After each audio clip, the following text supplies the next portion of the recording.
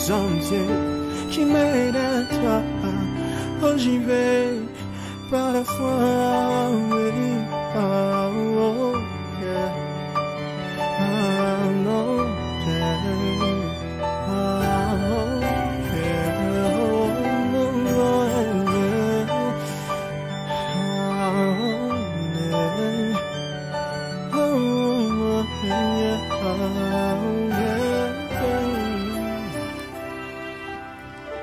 Je laisse derrière moi, le monde essuie la voie. Je me mène à toi, j'y vais par la foi. En toi je n'ai rien.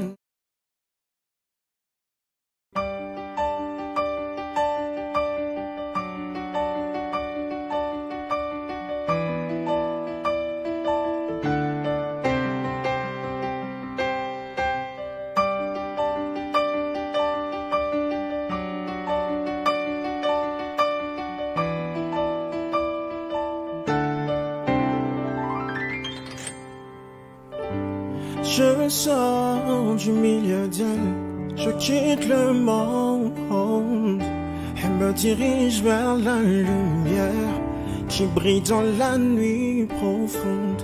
J'aspire désormais à la vie, je soupire après tes eaux vives. Par ta grâce et ta justice, je viens m'offrir en sacrifice. Volontiers, je porte ma croix volontiers. Je suis la voie, le sentier qui mène à toi. Oh, j'y vais par la foi volontiers. Je porte ma croix volontiers. Je suis la voie, le sentier qui mène à toi. Oh, j'y vais par la foi. Oh, oh,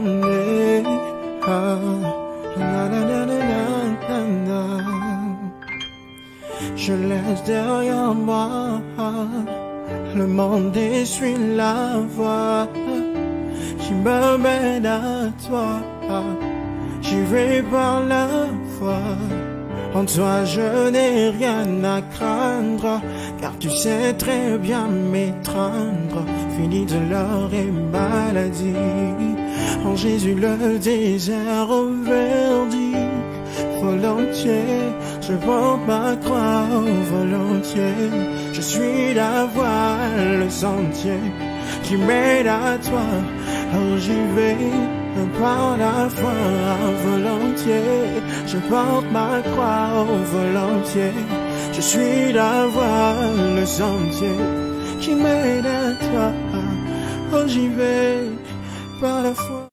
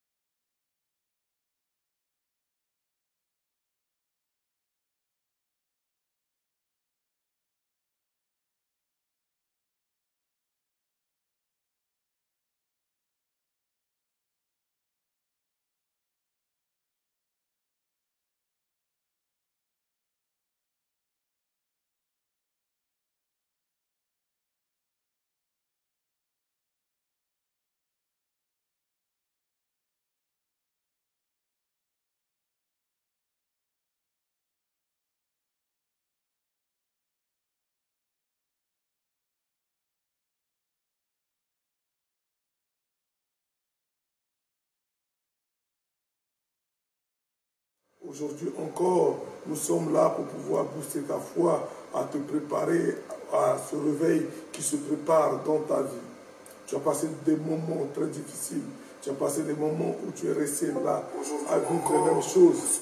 Mais aujourd'hui, le Seigneur voudrait que tu puisses recommencer une nouvelle façon de vivre, que tu sois réellement restauré, que tu sois réellement guéri à travers ce temps de prière. Ceux qui sont dans les prisons spirituelles, ceux qui sont malades, des maladies incurables, ceux qui sont fatigués, mais chargés, c'est le moment de la restauration, c'est le moment de la guérison, de la délivrance. Nous allons prier pour recommander ce moment entre les mains de Dieu, afin de commencer, n'est-ce pas, ce temps, dans ce moment, nous aurons un petit moment d'exhortation, un petit moment de présentation de l'action que nous avons à faire. Nous allons prier.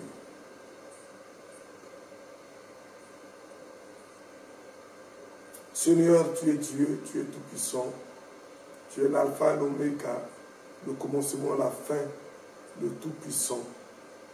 Toi, tu règnes éternel, mon Dieu. Ton règne n'a pas de fin. Toi qui descends, Seigneur de gloire, pour restaurer nos vies. Toi qui guéris, Père de gloire, les malades.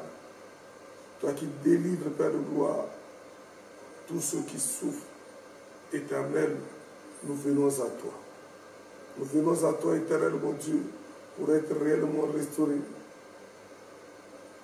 Nous venons à toi, Seigneur, pour apprendre à mieux te connaître, à vivre dans ta puissance, dans ta grâce éternelle. Laisse que pendant ce temps, ô éternel Dieu, de témoignage, d'exhortation, nous puissions être préparés à te rencontrer, à vivre pleinement ta puissance dans nos vies. Sois béni, Père, par ton nom Jésus, je dis Amen. Voilà, bien-aimés au Seigneur, nous vous disons merci, soyez les bienvenus. De nous excuser pour ce léger retard, parce que fallait préparer le plateau, tout ça là, ça nous a pris du temps. Excusez, un petit coup pour la route. Nous allons parler brièvement de l'événement que nous avons.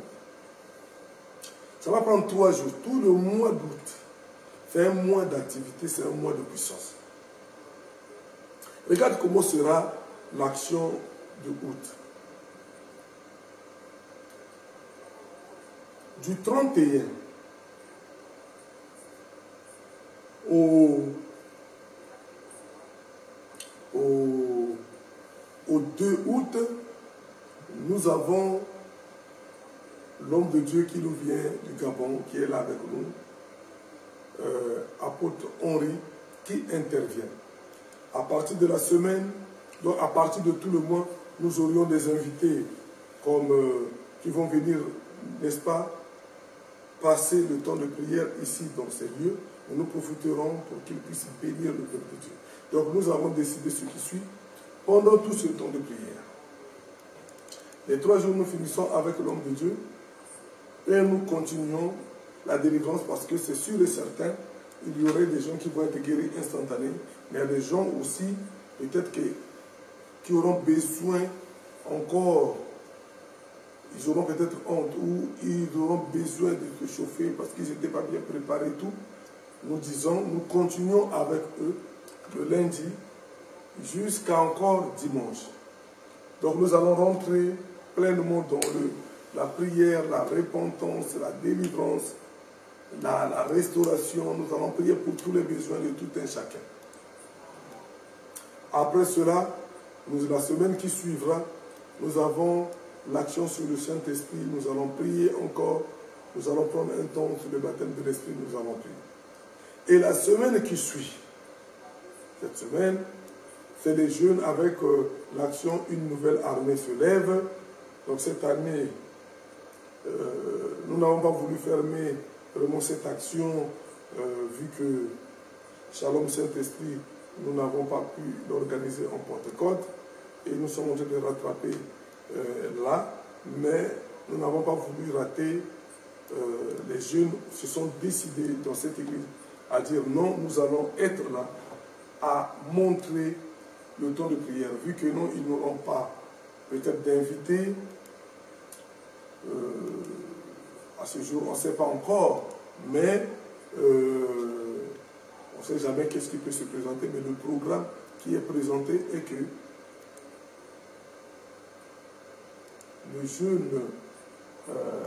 les jeunes ont décidé d'avoir une action d'adoration. Le samedi, je crois que c'est samedi, c'est vendredi. Mais le samedi, vous aurez quoi? présentation de Jésus. Donc, ils auront beaucoup d'activités le samedi. Et dimanche, ils auront l'adoration, beaucoup d'actions sur l'adoration ce dimanche-là. Le samedi déjà, il y aura beaucoup d'activités, des danses, de théâtre, des spectacles de tout genre. Le samedi, ça continue dans le culte.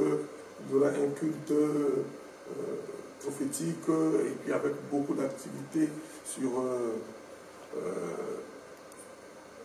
le gospel qui se fera après. Donc c'est toute une journée avec un bon repas qui va se faire. Donc le mois d'août, après on continue toujours à prier jusqu'à la fin. Donc le mois d'août, c'est le mois où nous avons décidé qu'on va se mettre réellement en prière. On va regarder tous ceux qui ont des difficultés dans l'église, qui veulent participer, qui veulent partager ce temps-là, ces difficultés avec l'église. Donc nous commençons le 31, nous ouvrons la porte pour toute l'action. À cela, il y aura, n'est-ce pas, les jeunes de Viviani aussi, et les jeunes de Lamartine, donc le feu de Sabaoth. Et il y aura ce week-end, ce séminaire. Donc il y aura les portes de Viviani vont être fermées pour que tout se fasse ici. Pour que tout se fasse ici. Et dans l'autre temps, pendant la semaine qui suivra, lundi, mercredi, jeudi, samedi, ceux de Viviani peuvent venir prier là. Le mardi, j'aimerais que l'enseignement continue à Viviani. Le vendredi, si les gens trouvent qu'ils vont prier, mais nous aurions, avec Pasteur Adela, toute l'équipe pastorale ou toute l'équipe dirigeante du feu de Sabaoth, il y aura la suite dans la prière ici, la suite de vraiment arriver à quelque chose de puissant. Donc le pasteur Adela va être très occupé à Lamartine pour l'orientation de la prière. Moi-même, je serai là et je crois que l'apôtre son contraire sera là aussi pour prier pour tous ceux-là qu'on aurait commencé le séminaire, tous ceux qui seront dans ce besoin-là, qui auraient senti que non, tout n'a pas été fait comme on n'a pas eu le temps de les toucher, parce que pendant ce moment, il y a parfois beaucoup de monde, mais nous n'avons pas voulu que tout ça puisse rater, mais nous avons voulu bouger les esprits, bouger toutes choses. Et à l'après, nous allons maintenant les expulser dans la semaine. Donc, quand tu viens, le 31, on commence l'action, et jusqu'à la fin du mois d'août, nous allons continuer à prier, à combattre, nous allons continuer à nous élever dans la prière, afin que la main de l'Éternel soit avec nous. Nous continuerons à élever les prières, afin que nous recevons le baptême de l'Esprit, afin que nous marchions vraiment de pair avec le Seigneur. Voilà ce qui est le programme, le plan de tout ce que nous voulons entreprendre, n'est-ce pas, pendant ce temps. Que le Seigneur permette que vous puissiez être préparés à cela, que le Seigneur permette que vous puissiez laisser vraiment ce temps de prière entre ses mains, et nous allons voir beaucoup de choses se produire dans nos vies. Voilà, j'ai voulu commencer par ça, le temps que l'apôtre arrive, mais je vais parler encore de quelque chose qui nous permet de nous préparer, et puis parce que c'est lui qui a plus le temps dans la prière et autres. Donc nous allons parler d'abord de l'autel, des autels pour l'œuvre de Dieu, des autels pour pouvoir, n'est-ce pas, répondre la grâce, répondre à la puissance de Dieu. Il y a des autels que nous élevons pendant ce temps de prière. Il y a des gens qui vont peut-être élever des autels parce qu'ils ont besoin de la main de l'Éternel. Il y a des gens qui vont élever des autels pour que, n'est-ce pas, Dieu puisse accompagner leur temps. Mais il y a aussi des autels pendant ce temps qui vont être brisés, qui vont être cassés, parce que ce sont des autels de l'ennemi. Il y a des autels que les gens de Dieu, que les gens vont élever pendant ce temps-là. Vous allez vous rapprocher de nous. pour pouvoir parler. Je vous donne notre numéro de contact et après on va passer dans le générique avant de pouvoir commencer, n'est-ce pas, proprement dit, puisque l'apôtre est déjà là. Donc nous allons d'abord commencer à lancer le générique pour pouvoir le recevoir, le temps qu'il puisse s'installer. Bien aimé, à tout à l'heure.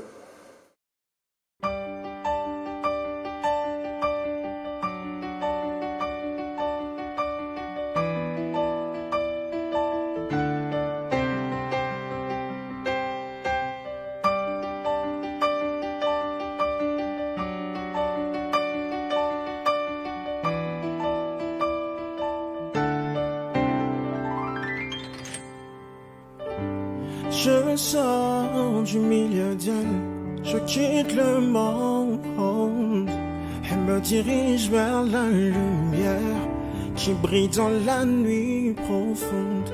J'aspire désormais à la vie, je soupire après tes eaux vives.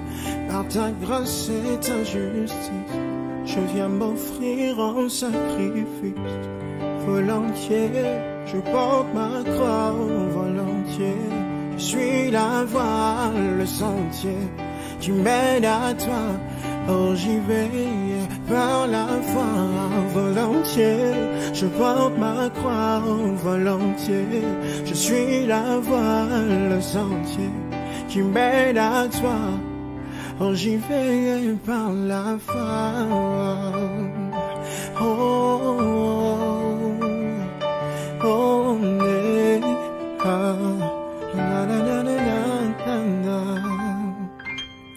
Je laisse derrière moi le monde et suis la voie qui me mène à toi. J'y vais par la foi. En toi je n'ai rien à craindre, car tu sais très bien m'étreindre. Fini de l'or et maladie, en Jésus le désert verdit. Volontiers, je porte ma croix volontiers. Je suis la voie, le sentier qui mène à toi. Oh, j'y vais par la foi volontiers. Je porte ma croix volontiers. Je suis la voie, le sentier qui mène à toi. Oh, j'y vais par la foi. Oh, oh, yeah. Oh, no, yeah. Oh, yeah. Oh, yeah.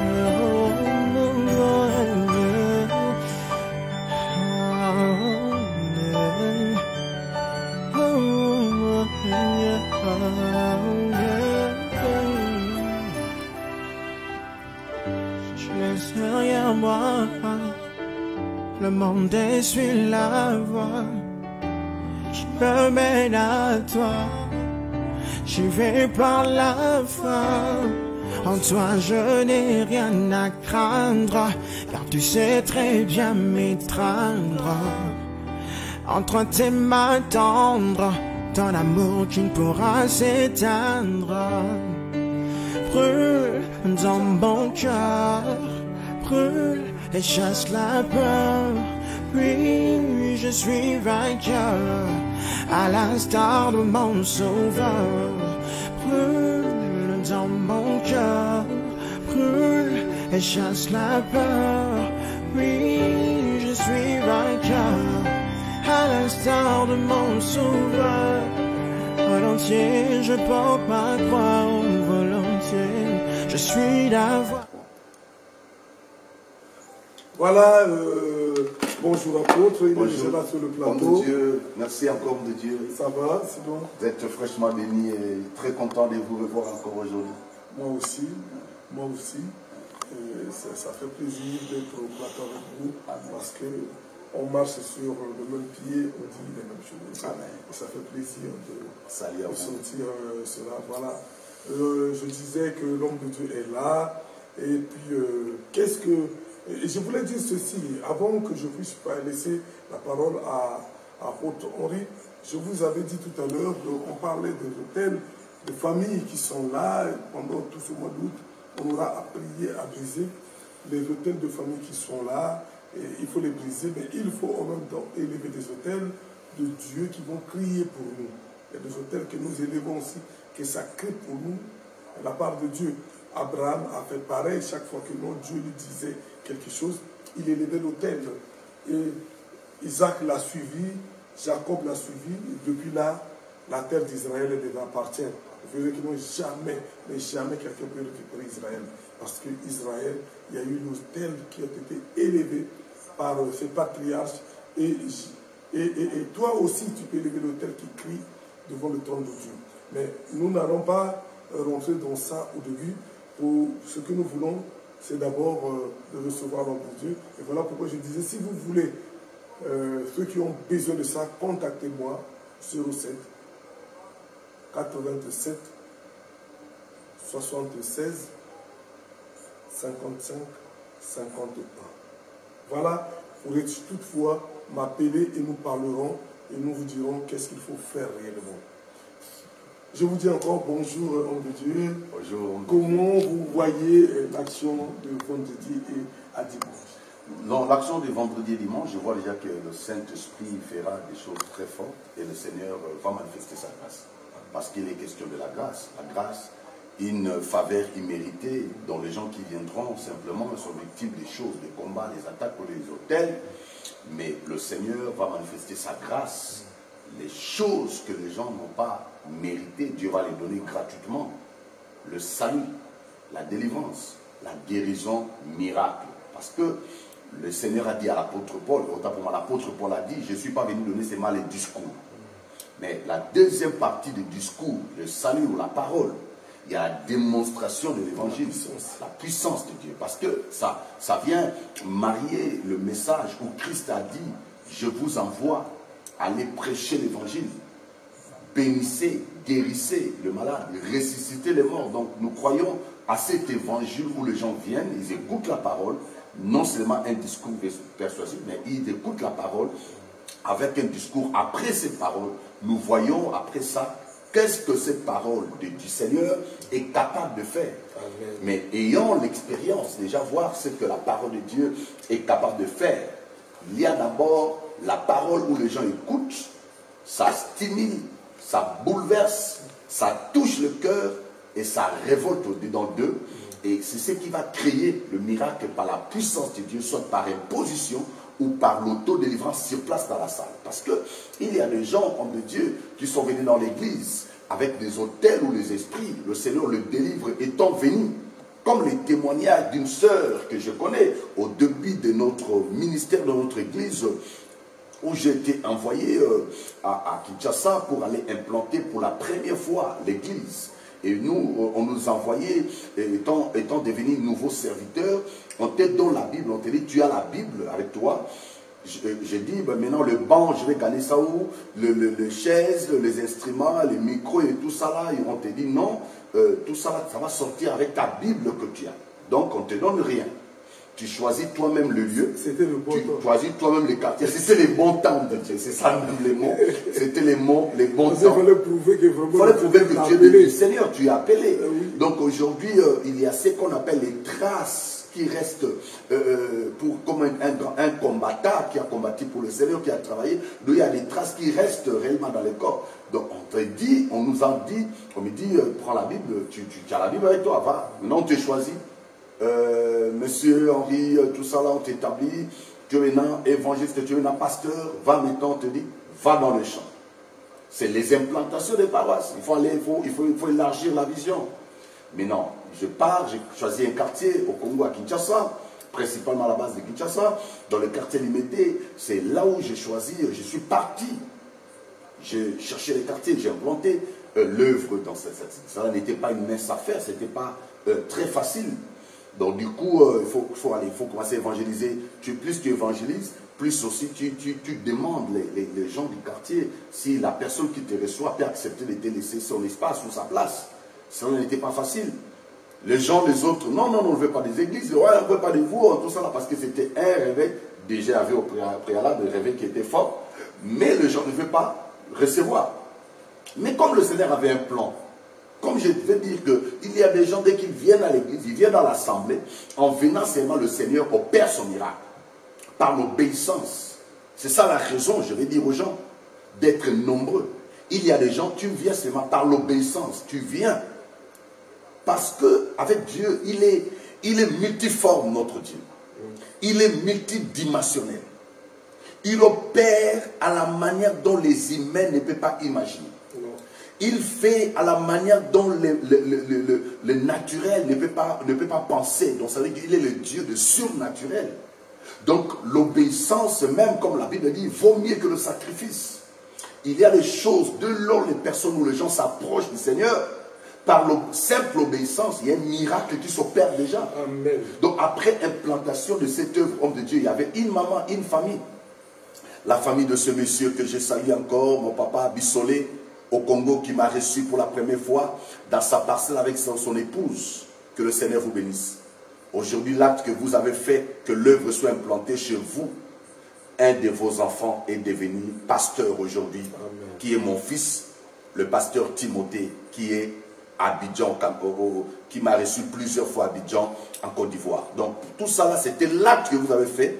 Dieu a fait que, comme vous avez laissé votre espace, le Seigneur, le temps que nous avons travaillé là, aujourd'hui, votre enfant Timothée, qui est mon fils, que j'ai consacré, il est aujourd'hui pasteur à Abidjan, Côte d'Ivoire.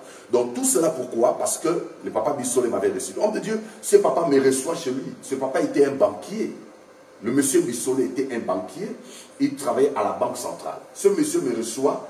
Moi, je ne savais pas là où j'évangélise. Parce que tu ne sais pas quelle porte que Dieu va t'amener. Parce que en obéissant dans l'œuvre de Dieu, tu évangélises, tu travailles pour le Seigneur. Comme la Bible dit, nous sommes sauvés pour servir. Dès lors nous servons le Seigneur, à cause de l'obéissance, le Seigneur va ouvrir une porte où on n'a pas imaginé. Le Seigneur m'a fait rentrer, j'ouvrais des portes, je ne savais pas chez où.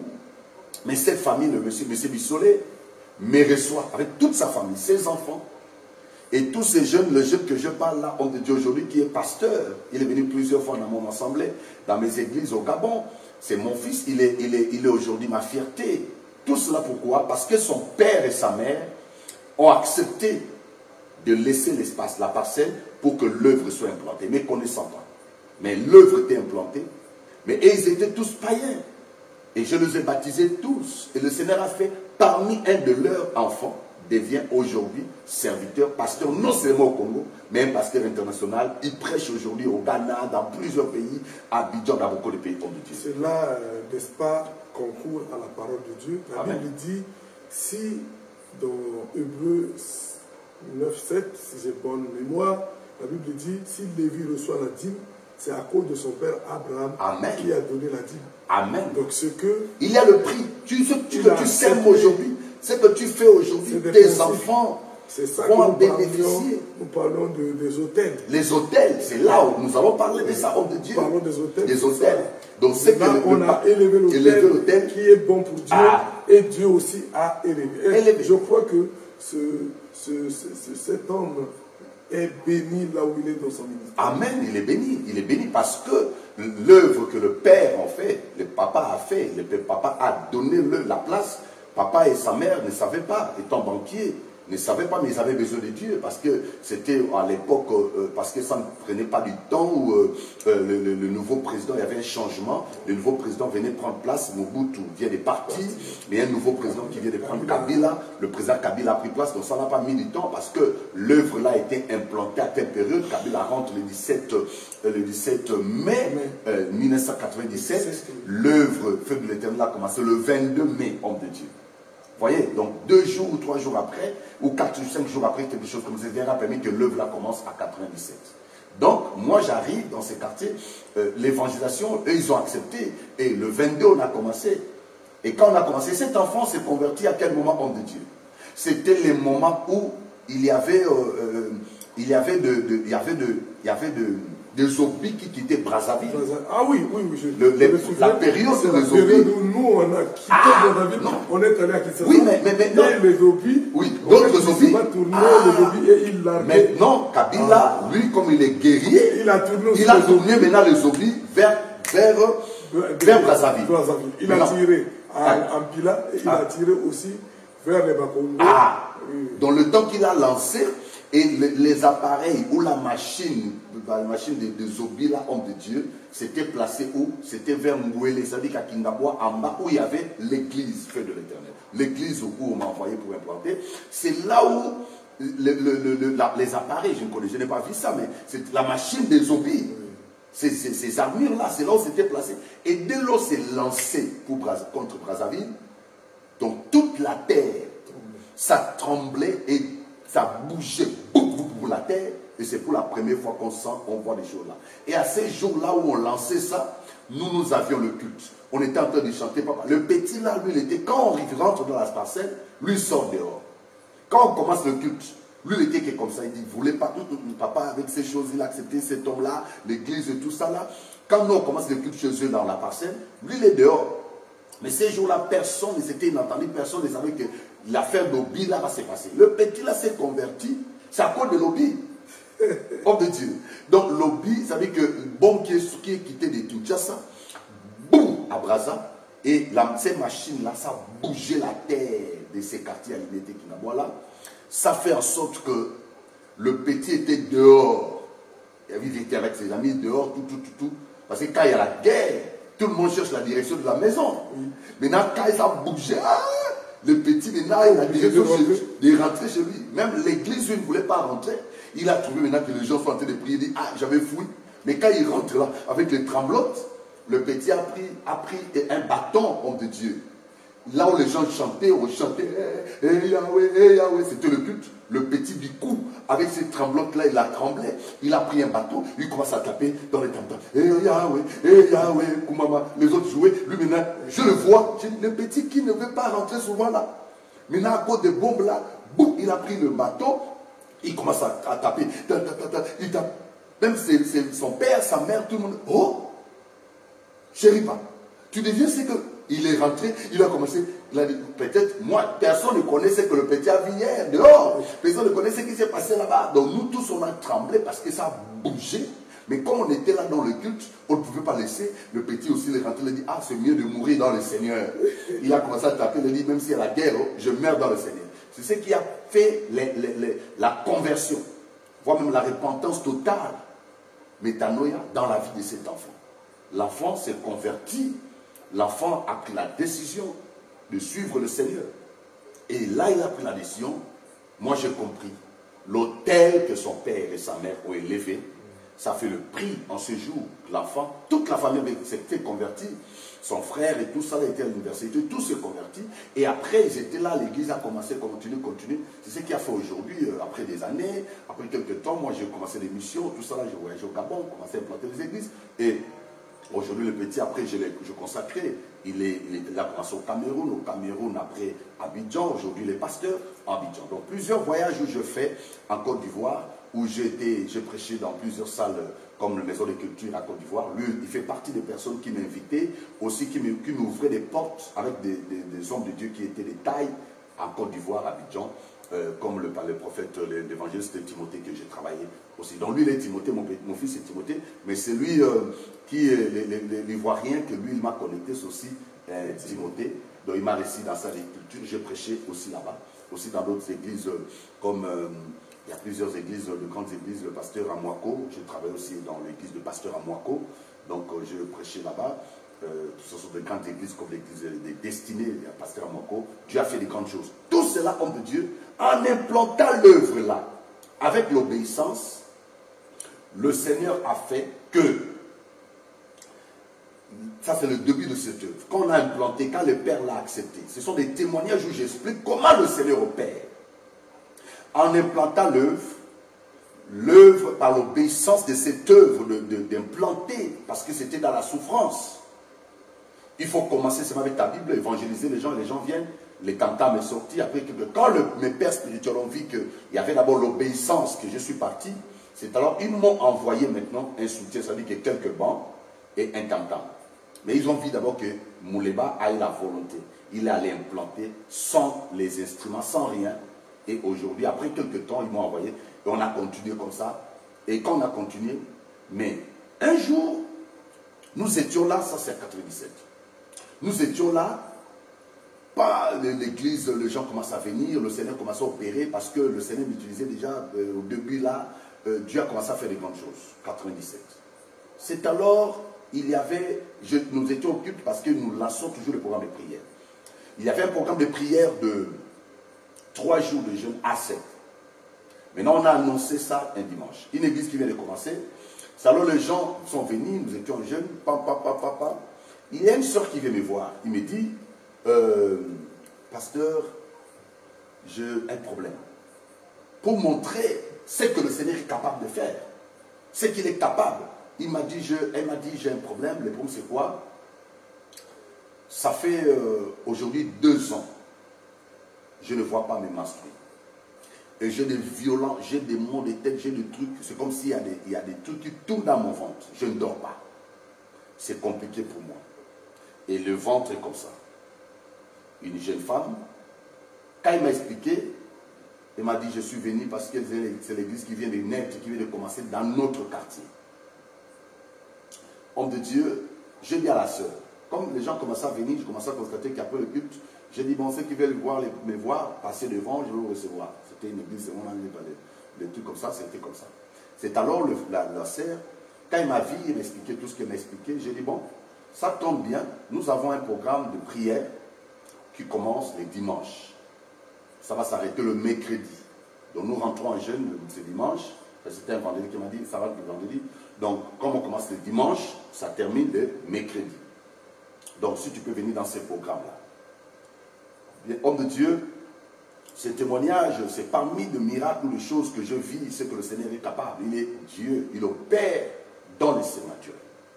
La sœur en question est venue. Elle vient dans les programmes. Moi, je ne savais pas, j'ai oublié, j'ai oublié que j'ai raconté une sœur. Donc, dans ma tête, déjà, c'était quitté. Le Seigneur m'a enlevé ça de la tête. Qu'il y a une sœur qui m'a vu. Du coup, homme de Dieu, ça s'est passé que la sœur en question, dès qu'elle vient, on était dans la prière, en train de prier, dans la salle de permanence. C'était une grande chambre que la famille m'avait donnée pour faire la prière. On a fait une entrée en retraite. Il y avait plein de gens comme un grand salon. Nous étions là en prière. En prière, moi, je ne savais pas qu'il y a quelqu'un qui m'a vu.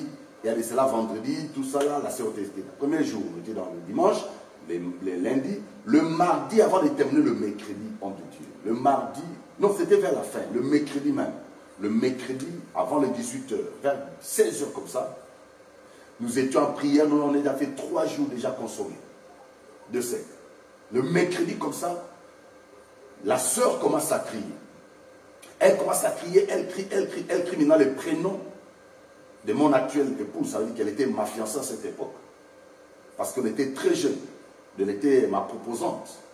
Donc elle criait maintenant parce qu'elle savait que c'est elle qui est la proposante du pasteur.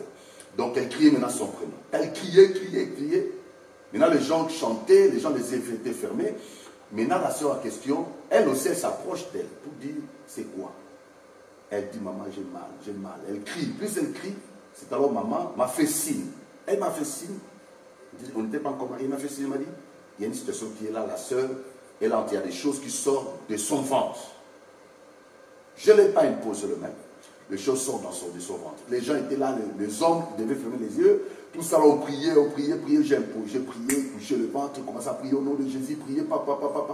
Comme c'était fort, les sangs sortaient, on les fait sortir. Maman avec les autres sœurs, comme elle aussi, maman était très jeune, était encore petite. Cette expérience était une nouvelle expérience. Il y avait d'autres mamans qui étaient là, y compris la maman même de la propriétaire de la parcelle. Comme elles avaient l'expérience, ils ont fait sortir la sœur dans la douche. Nous sommes restés dans la prière. En restant là dans la douche, les gens restaient là, et les ventres, le sang sortait dans la voix basse. Le sang sortait, à la fin, la maman de propriétaire de la place m'a appelé, pasteur, il faut que tu viennes parce que c'est fort. Plus le sang sortait comme une enfant, une personne qui est en train d'accoucher. Je viens prier, je prie, les gens sont restés là, j'ai dit aux autres personnes, continuez à prier, continuez à chanter. Je viens poser le main, en priant, je suis rentré. On a terminé la prière, c'était 18h. La sœur, c'était les ventres sortaient. Quand elle rentre à la maison, elle arrive à la maison. Non, c'était même dans la douche là. Les choses sortaient, les femmes étaient là, les gens regardaient. On regarde comme ça dans le ventre de cette sœur. C'est la viande triple qu'on mange là. Triple, abou mangombe. C'est ce qui est sorti de son ventre. C'est sorti et ça a bougé. Tout le monde criait, tout le monde a crié. Ils ont pris, à ce moment, il n'y avait pas les coups pour filmer. C'est sorti. Moi, j'étais dans la permanence, on priait là-bas. Les mamans qui étaient là, c'est sorti de son ventre. Et la sœur est rentrée chez elle. C'est ce qui a fait en sorte que le temps qu'elle rentre chez elle, ça a amené aussi les gens à cette petite assemblée qu'on venait de commencer. De gens dans les quartiers étaient bougés pour comprendre qu'il y a un miracle qui s'est passé dans cette assemblée-là. Ce sont des références. Comme je disais la dernière fois, il y a des moments lorsque nous sommes devant des défis ou des situations, on doit rappeler au Seigneur la référence des choses qu'il a déjà fait dans notre ministère. Les choses qu'il a fait. Il y a des situations, aucune situation qui peut dépasser. Même pour le chrétien, même pour nous le serviteur, même pour nous les hommes de Dieu, même pour tout chrétien ou enfant de Dieu, doivent avoir des références, comprendre ce que le Seigneur a déjà fait dans sa vie. Les choses que Dieu a fait dans nos vies, ça doit rester comme des références, comme je disais la dernière fois. David a dit, j'étais dans la brousse, le même Dieu, le même Seigneur. Parce que le roi Saül a dit, c'est impossible, tu ne peux pas te battre devant ces Goliaths. Il est géant, il est fort, c'est un ancien. Toi, tu es petit. Mais David a rappelé au roi Saül, non, ne dis pas ça. Il a même refusé les armures ou la technique que lui l'avait donnée. Il a dit, non, je ne peux pas porter ça. Moi, je crois à un Dieu surnaturel. Je crois à ces dieux-là. Car dans ma vie, j'ai des traces dans mon corps et j'ai aussi des références. Le même Dieu-là que tu dis là, moi, je sais qu'il fera des choses devant ces Goliaths. Hier, j'étais dans la brousse, j'ai vu le lion, l'ours qui est venu, chercher à toucher l'une de mes brebis, mais je les ai déchirés tous. Pourquoi? Il a dit, le même Dieu qui est avec moi hier, c'est le même Dieu qui sera avec moi devant.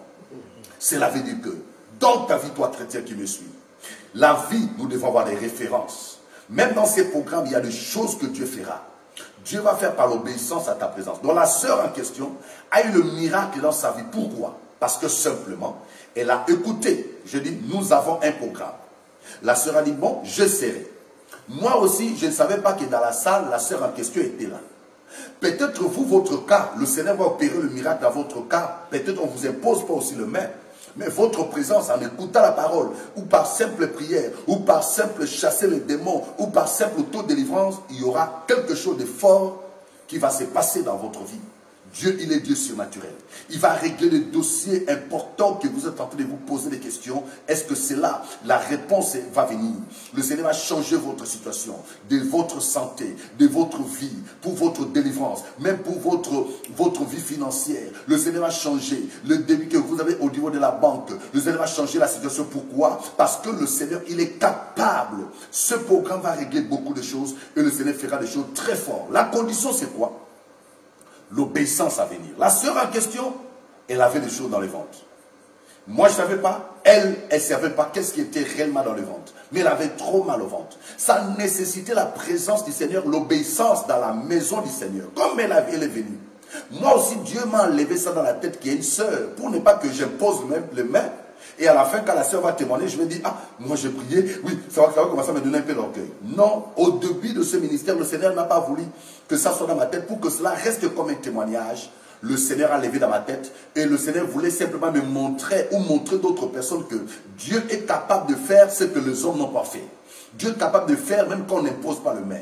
Dieu est capable de faire même si on ne te touche pas. Dieu est capable de faire même si tu ne cries pas. Il est capable de faire par l'obéissance, ta présence seulement. Il est capable.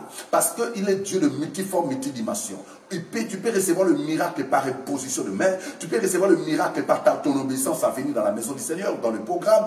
En priant, le miracle peut s'opérer. La sœur là, s'est obéie simplement. Après, à la fin, elle a témoigné. Elle a dit, j'étais là. Je pensais quand le pasteur pouvait imposer le main, ou dans le programme là de 3 jours à jeûne à 7, le pasteur pouvait me prendre à la base, comme j'avais des problèmes. Mais nous étions là, moi aussi dans ma tête, Dieu m'a enlevé. Nous étions là, nous ne savons pas qu'est-ce qui se passe. Nous sommes en train de prier. La sœur en question a dit, je crois, c'est Dieu-là, c'est lui qui m'a guéri. Parce que quand ça a commencé à sortir, et tant dans la prière, comme j'étais aussi dans le jeûne, le miracle commençait à se manifester, le ventre qui était enflé, le sang qui était là, le sang commençait à sortir. La sœur ne savait pas. Assurément, vous ne connaissez pas. Vous ne savez pas ce qui se passe réellement dans votre vie. Assurément, vous avez des problèmes. Assurément, il y a des hôtels qui sont élevés. Assurément, il y a des malédictions préexistantes. Assurément, il y a des situations que vous êtes en train de vivre dans votre vie, où vous avez des menaces de la folie, où vous vous avez des idées ou des pensées, vous commencez à avoir la pensée ou les idées de la folie, ou votre pensée, votre tête commence à être bouleversée, ou vous êtes en train de marcher, vous me posez des questions, qu'est-ce qui se passe? Votre raison commence à prendre des coups, vous êtes là, vous êtes dérangé dedans de vous et vous posez des questions. Mais le Seigneur vous dit, voilà les programmes où les autels seront renversés. Assurément, il y a des autels que l'ennemi a placés dans votre vie afin que vous restiez dans la même position. Mais le Seigneur a des plans pour vous. Il fera des choses importantes. Il manifestera sa grâce. En cela, je vous demande de venir. Comme cette sœur était venue, le Seigneur a opéré le miracle dans sa vie. Le Seigneur a agi. Aujourd'hui, le ventre qui est enflé s'est descendu et le sang, elle-même, elle ne savait pas, elle dormait, or qu'il y avait la viande qu'on appelle triple, était longtemps dans son ventre. Elle ne savait pas. Et après, ses menstrues est revenu normal. Quelqu'un qui faisait 2 ans sans voir les menstrues, c'est revenu normal pour montrer de quoi notre Père Seigneur, il est capable de faire. En cela, homme de Dieu, comme je disais, le Seigneur est fort. Il est capable d'opérer, de faire des grandes choses. Les autels seront renversés au nom. Cette viande-là, c'était comme un autel placé dans le ventre de cette sœur. Donc, vous voyez que la sœur était ignorante, ne savait pas. Mais à la fin de toutes ces choses, mais la sœur, par la puissance de Dieu, le Seigneur a identifié. Donc, l'ennemi peut cacher quelque chose. Dieu va identifier. Le Seigneur va montrer. Rien n'est caché. Amen. Il va dire que non, là c'est telle chose. Et le Seigneur va cibler. Dieu a ciblé par la puissance de Dieu. Alléluia. Et là, j'en profite pour dire à toutes ces femmes, quand on a 2 enfants monstrueux, c'est-à-dire qu'on t'enlève la chance d'avoir la grossesse. Parce que sans monstrueux, comment peux-tu avoir la grossesse? Donc, dans le monde des ténèbres, on proclamait pour cette femme, tu es stérile. Tu vas avoir d'enfants, mais tu vas souffrir, tu vas avoir la douleur. Tel est le travail de l'ennemi.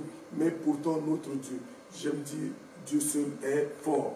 C'est Dieu seul qui est fort, qui est capable de toutes choses. Et ce Dieu-là, quand nous l'avons confiance, vous savez, la foi, c'est ce que nous voyons. Quand nous avons vu quelque chose se faire, nous allons le reproduire. Et nous n'avons pas. Et Dieu, quand il veut nous utiliser sur quelque chose, il commence sur cette chose. Il commence parce qu'il sait que non, à travers cela, nous aurions foi et nous pourrions les proclamer. Et parfois, il y a des gens, Dieu veut t'utiliser dans le combat spirituel, mais tu es passé par des attaques de monde des ténèbres. Et cela, c'est là même. C'est mon cas. J'ai des témoignages pour ça. C'est mon cas, homme de Dieu. Dimanche, j'ai parlé de la situation, comment j'étais. Hier, je parlais de ça. Comment le monde des ténèbres m'avait pris dans le mari, dans les femmes de nuit, des trucs comme ça. Mais c'est en sortant de là que j'avais pris la résolution que je ne lâcherai pas. Je me mettrai à détruire les œuvres mortes de l'ennemi. Donc, je te dis, bien-aimé, de venir parce qu'il y a quelque chose qui va se passer. Je ne te dis pas parce que j'ai envie de le dire, mais je ne peux pas croire qu'il y ait, il dit lui-même dans sa parole, 2, 3 réunis en mon nom, je suis là. Mais il y aura plus que 2. Il y aura plus que 3.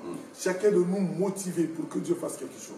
Chacun de nous dans le jeu, même peut-être depuis aujourd'hui ou demain, je ne sais pas, préparer à bloc dans le jeûne, à chercher réellement Dieu qu'il fasse, que ce soit les insomnies, mais dans le jeûne, que ce soit des concerts, mais dans le jeûne, que ce soit le sida, mais dans le jeûne, que ce soit, quelle que soit la maladie que l'ennemi est en train de... En ce moment-là, je dis, ça pousse fort, tu sens plus de douleur, mais parce que ta guérison est là. Elle est au seuil de la porte. Et comme elle est au seuil de la porte, l'ennemi aussi va commencer à agir, Parce que la guérison, quand elle va se manifester, c'est comme ça. Tu m'as rappelé quelque chose. En parlant, tu m'as rappelé quelque chose. Je quittais l'église là-bas. Il y a une sœur à moi bien-aimée, que je salue même en passant, une femme que j'aime beaucoup, Maman Lola, qui n'était pas venue à l'église, et puis je dis, je vais partir la rendre visite. Quand j'arrive chez elle, seulement je vois, elle me dit, pasteur, j'étais avec mon épouse, dit que non, pasteur, il faut rentrer, il y a quelqu'un qui est venu là, donc c'est grave. Cette personne était en Angleterre, mais là-bas, comme en Angleterre, c'est difficile avec les soins médicaux, ils sont venus en France, à Rouen, on n'arrive pas à trouver la maladie, mais la personne est devenue squelettique. C'est à l'époque on appelait quoi là, on voyait à la télé les gens, c'était quel pays là, Éthiopiens, voilà. Donc la personne était comme ça. Et on me dit que la personne est dans la chambre des enfants. J'arrive dans la chambre, ma femme dit, je sens l'odeur des morts. Et puis vraiment, ça sentait la mort. Elle dit, non, je ne rentre pas. Elle est forte, elle reste dehors. Moi, je rentre. Il dit, il est où? On me dit, mais pasteur, il est là. C'est-à-dire qu'on avait mis le drap, mais la personne ne se faisait pas voir. Vu que la personne avait vécu. Quand on a enlevé le drap pour voir la tête de la personne, c'était vraiment le cas des Éthiopiens.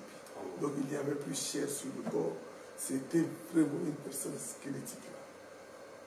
Je regarde la personne, je dis, c'est pas possible. Ça, c'est... Mais, moi, quand le Seigneur, je sais comment le Seigneur travaille avec moi, c'est quand je sens comme une rébellion, comme une colère qui monte en moi. Je sais que, là, il faut que tu poses la main, il y a quelque chose qui va se passer. Donc j'ai senti une colère m'envahir à ce moment-là. Je pose la main sur le ventre. Je sens comme un serpent, comme quelque chose qui tapait sur ma main, qui tapait sur ma main. J'ai compris que c'était une puissance qui a senti la puissance de Dieu. Et j'ai proclamé au nom de Jésus-Christ. Je te détruis qui que tu sois dans ce monde. Tu n'as pas autorité sur ce corps. Après, on est sorti. Il dit, je reviens demain. Et j'aime Dieu parce que quand Dieu fait, tu es surpris. Amen. Dieu aime surprendre. Cet homme-là était l'autel. Cet homme-là était sacrifié. Quand j'arrive le lendemain, je viens le voir dedans. Il est dans les jeux des chaînes des enfants en train de jouer. Donc même moi qui venais avec mon équipe d'intercession, je dis on va prier aujourd'hui. Or Dieu était déjà passé. Donc Dieu était passé. On a prié. Un mois, 2 mois comme ça, je revois la personne. Je ne sais pas. Je vois maman me dit, pasteur, tu connais cet homme? Je regarde. Je connais. Parce que la personne qui était devant moi, c'était un homme gonflé, donc plus imposant que moi. Je connais pas. On regarde bien, pasteur. Je dis, mais je ne connais pas. Regarde bien. Il dit, mais tu ne connais pas. Mais c'est l'homme que tu as prié dans ma maison. Regarde comment il est. Dieu n'avait rien de bon restaurant. Donc Dieu, il y avait quelque chose de spirituel dans cet homme-là. Mais il y a des maladies qui sont des maladies spirituelles. Il y a des maladies qui ne sont pas des maladies physiques. Cette maladie-là, même au niveau de tout le système médical, que ce soit des analyses, que ce soit des échographies, rien n'est vu. On ne voit rien. Comme on ne voit rien, mais Dieu, lui, il voit. Quand il voit, il guérit. Je crois que ce programme-là, c'est vraiment un programme très important. C'est un programme que Dieu va faire quelque chose. Je me souviens de ce frère-là aussi qui est arrivé à l'église pendant une année. Je vois ce frère-là, c'est un blanc, dans sa famille, chez ses parents. Je le vois, l'esprit me dit, dis à ce frère, il doit travailler avec toi. Je dis, mon frère, le Seigneur me dit, il faut que je te forme. Tu vas travailler avec moi. Bon. Lui, il a pris ce qu'il a pris. Il a sous-estimé ce que je lui disais. Mais moi, je ne parle jamais pour pouvoir parler. Je dis que ce que le Seigneur me dit. Ceux qui me connaissent ça, quand on dit le Seigneur m'a dit ça, c'est cela. Ça ne va jamais être autre chose. Je n'invente rien. Je dis ce que le Seigneur me dit toujours. Après 2 ans, 3 ans, on vient me dire que non, il venait de faire plus d'une année malade. Plus d'une année malade. Parce que je parle de ça parce que si j'ai parlé le cas de noir, je parle le cas de blanc pour dire que non, Dieu est vraiment, c'est Dieu qui est fort. Alléluia. Ce frère vient, il avait des douleurs de cœur. On a fait tous les examens. Je le vois, je dis que non, ton problème n'est pas un problème physique, c'est un problème spirituel. Un problème spirituel, ce n'est que le spirituel qui peut te restaurer.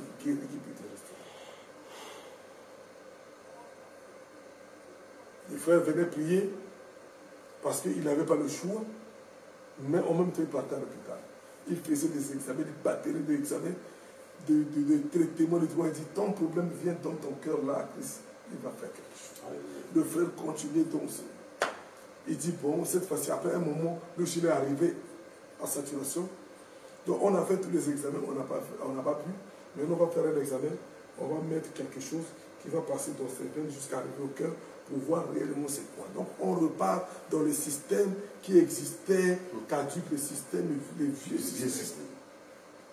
Il ressort là, pas de maladie. Wow. Il vient, il la met. Il dit, bon, Dieu va me faire. Tu as compris que tu vas laisser le nom à Dieu. On a commencé à prier. On a commencé à prier. Ce n'est pas la maladie que tu as. Si tu as la foi. Parce que Dieu ne peut pas faire aussi si tu n'as pas la foi. Voilà pourquoi nous te parlons de la manière de faire de Dieu pour que tu comprennes que la foi aussi est importante. Si tu n'as pas la foi, quand l'homme de Dieu parle de cette femme qui est venue voir, cette femme avait foi que non, si on prie pour elle, il y a quelque chose qui va se passer. Et l'homme de Dieu savait que non, mais Dieu est là pour faire. Donc parfois, il y a des choses qui ne marchent pas parce que tu n'as pas la foi. Mais viens, bien-aimé, viens. Cette fois-ci, je te dis, viens. Viens avec ma foi. Même si tu n'as pas, viens avec ma foi. Amen. Dieu va faire quelque chose. Au jour d'aujourd'hui, ce frère-là, il a plus de problème de cœur. Alléluia. Il a plus de problème de cœur parce que Dieu est passé par là. Je vous dis, quand Dieu fait, même toi-même, tu ne sais pas comment ça s'est passé. Même toi qui pries là, tu es surpris de la manière dont Dieu va le faire. Tu pries pour la guérison d'une personne. Mais quand Dieu guérit, il le guérit toujours dans une manière où tu es étonné de la manière dont Dieu fait. Parce que si tu n'es pas étonné, ça devient suspect. Nous sommes toujours surpris de la manière dont Dieu fait. Mais c'est ce qui nourrit notre âme, nourrit notre esprit. Et nous disons que non, Dieu seul est fort. Nous savons que Dieu est fort parce que nous avons vu beaucoup de choses. Nous avons vu beaucoup de choses, on veut dire. Beaucoup de choses continuent à s'opérer. Regarde, le cas, vous êtes venu, vous avez trouvé une personne comme squelette et vous avez prié. Le lendemain, vous venez avec l'équipe pour la prière. Vous trouvez la personne en train de jouer léger. C'est pour dire qu'il est fort. Donc il nous surprend souvent. Tu regardes, tu dis, il n'y a que lui. Alors pourquoi alors, toutes ces années que nous avions vu ce que Dieu a fait, d'autres personnes à l'étape que nous sommes aujourd'hui vont aller dans les fétichismes, dans les choses bizarres, dans les nganga ou les charlatans, dans les choses où je vais augmenter, faire ceci. À la fin, c'est la mort subite qui arrive. À la fin, des choses bizarres qui arrivent. Tout cela pourquoi? Parce qu'il n'y a pas la foi de croire que ce que Dieu a fait déjà, ça dépasse même ce que les gens, les nganga, les charlatans peuvent faire. Le Seigneur, il fait ce que le monde ne peut pas faire. C'est pourquoi je me pose des questions. Quand les gens disent que non, et telle personne était arrivée à telle époque, à tel niveau, et après, la personne a vendu son manteau. Tout cela pourquoi? Parce que la personne ne croit pas. Lui-même n'a pas cru. Je crois que non, il y a un problème d'alliance. Comme d'alliance. C'est ça. Je crois que non, on est arrivé sans savoir réellement qu'est-ce que Dieu voulait avec toi. Tu ne sais pas, tu es venu, on a vendu. C'était en aventure. Tu te dis que non, qu'est-ce que je vais faire? J'ai faim. Comme j'ai faim, je vais courir derrière. Dans les choses du ministère. Moi, je crois une chose. Nous sommes des hommes. Nous sommes faillibles. Nous sommes dans notre faiblesse. Parce que nous sommes des hommes. Mais Dieu, il n'opère pas en moi parce que je suis pur ou je suis juste. Mais parce qu'il veut opérer en moi parce qu'il m'a aimé, il m'a choisi. Ça c'est très important. Beaucoup de gens viennent et parfois Dieu ne les a pas appelés. Et Dieu ne fera pas. Et quand ils vont vite, ils vont utiliser les autres là, ils font comment? Ils utilisent le système du monde pour pouvoir fonctionner dans les choses de Dieu. Mais quand Dieu t'a appelé, il faut utiliser le système de Dieu pour continuer dans l'œuvre de Dieu. Donc on ne peut pas faire l'œuvre de Dieu. Et tu es dans le système du monde, dans l'autre système. Donc qui n'est pas de Dieu. Déjà lui-même, il trouvera que non, mais tu te fous de moi. Et ça même devient... s'il ne voulait pas te tuer, mais tu vas mourir. Parce que tu es parti provoquer des choses qu'il ne faut pas. Ça devient ce qu'on appelle un fait étranger. C'est le fait étranger. Tu amènes un fait étranger dans le Seigneur, un fait étranger dans l'œuvre de Dieu. Donc ce que vous avez dit là, effectivement, les gens, c'est l'affaire de l'alliance. Parce que Dieu va passer par toi. Parce que c'est lui qui t'a appelé. Il t'appelle aussi comment? Tu as vécu. Tu as passé le temps fort. Il y a des épreuves du ministère. Il y a les combats du ministère. Il y a les attaques du ministère. Il y a la souffrance du ministère que beaucoup de gens n'acceptent pas de payer. Ils n'acceptent pas la honte du ministère. Il y a des gens... Vous avez vu un jour, vous me disiez, maman aussi me disait, vous marchez comme ça ici en France, et les gens dans les carrefours, les autres vous regardez... C'est la honte dans le ministère. Moi j'ai eu de honte du ministère où certaines personnes me posaient des questions, les fidèles. il dit à notre fidèle, est-ce que réellement Dieu a appelé papa? Est-ce qu'il est dans l'alliance? Est-ce que Dieu réellement l'a appelé? Pourquoi? Parce que les choses ne marchent pas. La souffrance dans le ministère, ça c'est, nous sommes à Libreville. Hein. Tu implantes l'œuvre, vous passez le temps fort, le moment difficile où les gens se moquent de vous. Les gens se moquent, les gens disent que Dieu n'est pas avec eux. Dieu n'est pas de leur côté. Vous passez le temps fort où la salle, il n'y a pas même l'argent pour payer. Il y avait une salle où je payais homme de Dieu, nous sommes aux Anguais, il n'y a pas l'argent en 2007, vers 2005 comme ça, il n'y a pas l'argent pour payer la salle. Le propriétaire de la maison, le propriétaire de la salle, de la place, de lieu, a envoyé son fils militaire. Il a dit, prends le chevron. Il a pris le chevron. Comme c'était une salle comme ça, une salle avec un matériau durable, il a dit, prends le chevron, tu prends des perceuses, tu mets et tu mets les chevrons, tu bloques. Parce qu'aujourd'hui, ça fait le 12 que le pasteur Henri paye. Et il a déjà dépassé, aujourd'hui nous sommes les 17. Ce dépassement-là va fermer. Et l'église était au carrefour, tout le monde passait, carrefour Lundou.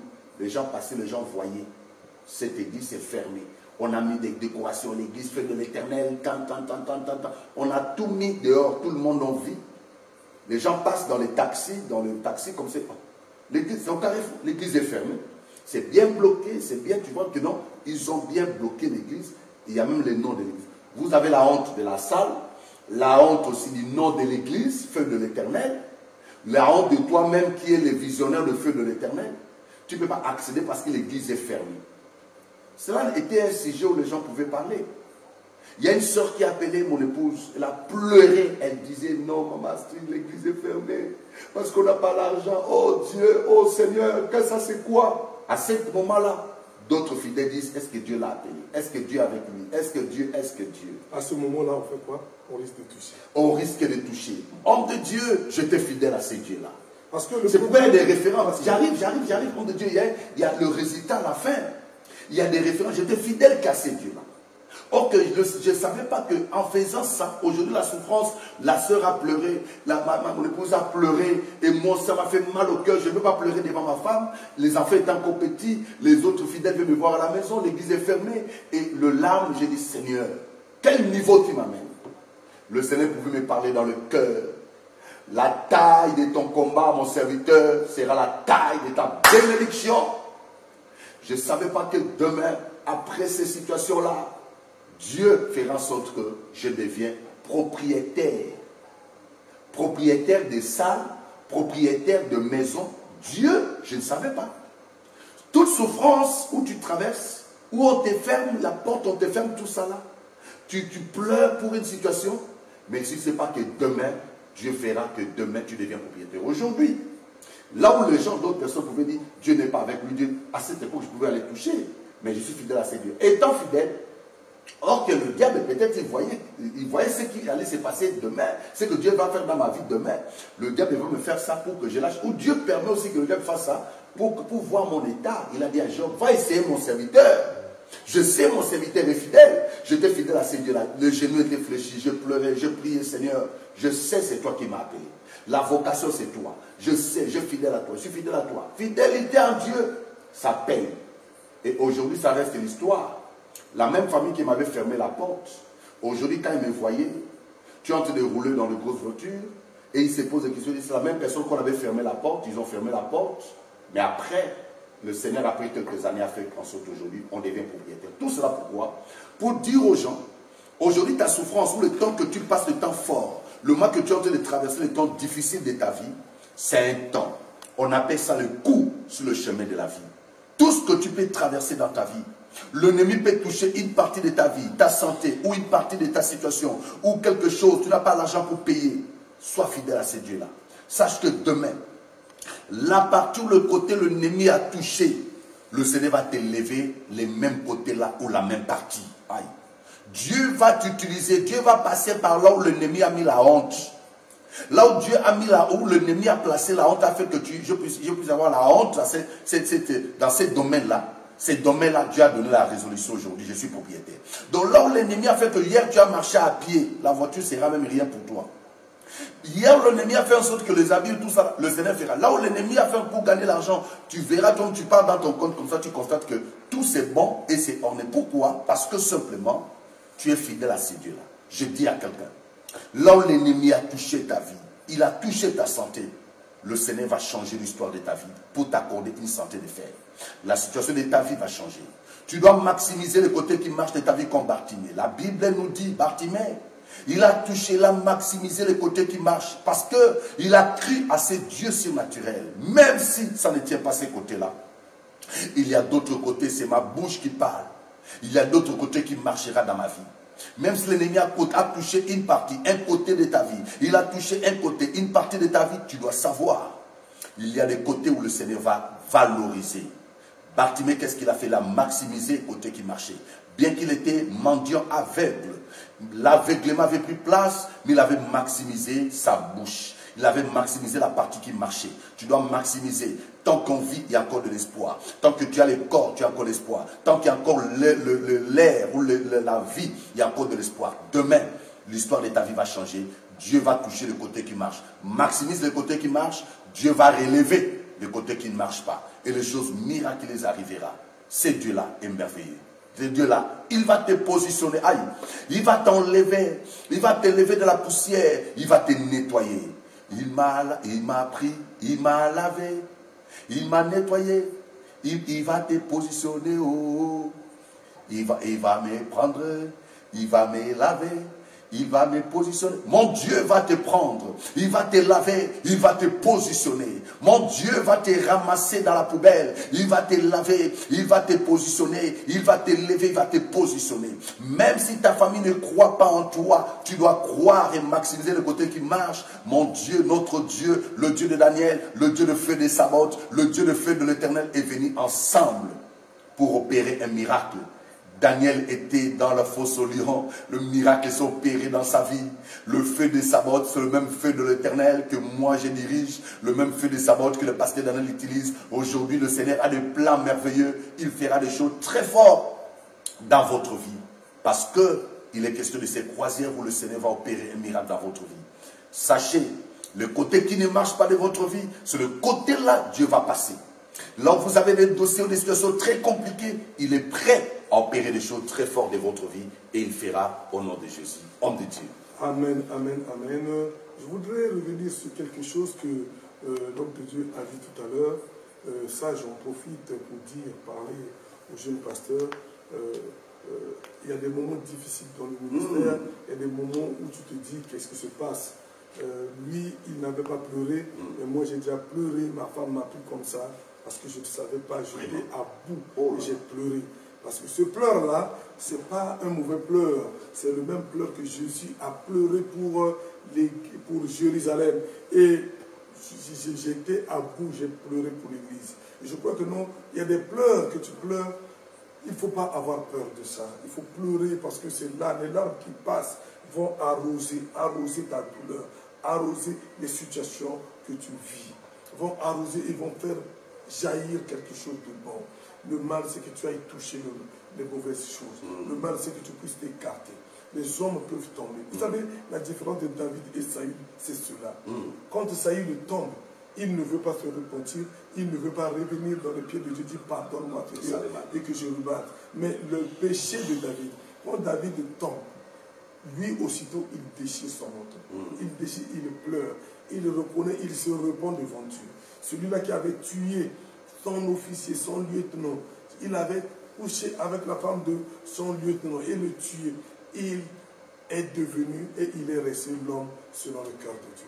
Donc Dieu regarde, même si nous tombons, la manière dont nous nous relevons, mais que nous ne puissions plus jamais tomber. Et ça c'est très important. Parfois, on va toucher les choses parce qu'on a été faible. Mais si tu as touché, cherche des pères, qu'on puisse prier pour toi. Parce que tous les gens qui touchent, ce n'est pas forcément les gens que Dieu n'a pas appelés. Il y a des gens que Dieu n'a pas appelés. Mais il y a des gens où Dieu les prépare au grand ministère.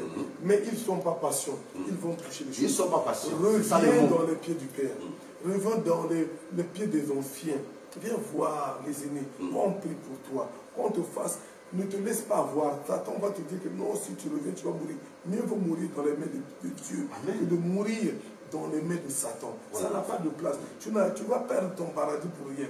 Reviens dans l'église. Aujourd'hui, nous sommes là. Reviens dans l'église, quel que soit le mal que tu aurais commis. Reviens dans l'église. Repends-toi. Repends-toi devant l'assemblée. Repends-toi devant tout. Et le Seigneur, dans sa grâce, lui, il efface toujours. Il a donné son fils qui est mort sur la croix pour toi. Mais ne touche pas, ne touche pas, ne touche pas, ne touche pas, ne touche pas, ne touche pas, ne touche pas l'œuvre du diable. Ne touche pas, ne sois pas dans le spiritisme. Ne touche pas, ne touche pas. Ça n'a pas d'importance. Parce que le Saint-Esprit est là. Tu sais, bien aimé, c'est Dieu qui guérit. S'il décide de guérir, il guérit. S'il trouve que non, ce n'est pas le moment propice, il ne guérit pas. Dieu a toujours 4 réponses. Et il faut que tu le saches toujours. Quand tu es chrétien, il faut savoir il y a les 4 réponses de Dieu. Oui, non, attends, fais-le. Dieu te dira, il y a toujours les 4 réponses. Oui, il te donnera la chose. Il dit non. Ça veut dire que dans ce que tu es en train de pleurer là, si tu le prends, tu es en train de pleurer cet homme-là, mais ce n'est pas ton mari. Et Dieu ne veut pas te le donner. Parce qu'il sait que si tu le prends, tu vas souffrir. Il va te maltraiter. Voilà pourquoi Dieu ne veut pas. Dieu ne peut pas te donner ce qui va te faire du mal. Il dit oui, il dit non parce qu'il t'aime trop. Il peut te dire attends, parce qu'il sait que ce n'est pas encore le moment de recevoir certaines choses. Mais il y a des choses aussi, il dit fais-le. Il te donne la capacité, par ta force de faire, tu vas réaliser des choses. Fais-le et fais. Mais s'il te dit non, toi tu dis non, le nom de Dieu n'est pas bon, il faut faire, tu te trompes, bien aimé. La seule chose que Dieu ne peut pas dire, oui, c'est la maladie. Quand tu es sous emprise des démons, Dieu ne peut pas accepter que tu restes comme ça. Dieu va enlever. Mais si Dieu dit que non, le mariage attend, il sait pourquoi il te le dit. Si Dieu dit, la bénédiction là, attend encore, Dieu sait pourquoi il te dit d'attendre. Ne te trouble pas. Il va l'accomplir, il l'accomplira certainement. Mais si Dieu, tu es malade, tu viens à Dieu, c'est le programme que nous avons. Si tu es malade, si tu es possédé, c'est le programme que nous avons. Dieu ne peut pas accepter que Satan soit là, monte dans ta vie. Dieu n'accepterait jamais. Il va te délivrer, il va te guérir. Dieu n'accepterait jamais que Satan bloque ta bénédiction. Ce n'est pas possible. Voilà pourquoi il laisse les serviteurs que nous sommes, afin de briser cela. Donc toute œuvre qui sera de l'ennemi contre ta vie, la solution c'est vendredi, samedi, dimanche. La solution c'est le mois d'août. Je te dis bien aimé, prends ton temps. Je sais que non, tu te dis là où tu es. Ah, j'aime pas les églises des Congolais. Ah, j'aime pas les églises des Africains. Viens, ici ce n'est pas l'église des Congolais, ici ce n'est pas l'église des Africains, ici c'est l'église de Dieu. Là où la puissance de Dieu se manifeste. Viens et vois. Viens goûter la puissance de Dieu. Je sais que non, comme la Bible dit, viens, goûte et vois comment le Seigneur est bon. Si tu viens, tu goûtes, tu verras comment ce Dieu-là est. Voilà, nous prêchons un Dieu vivant, nous prêchons un Dieu capable.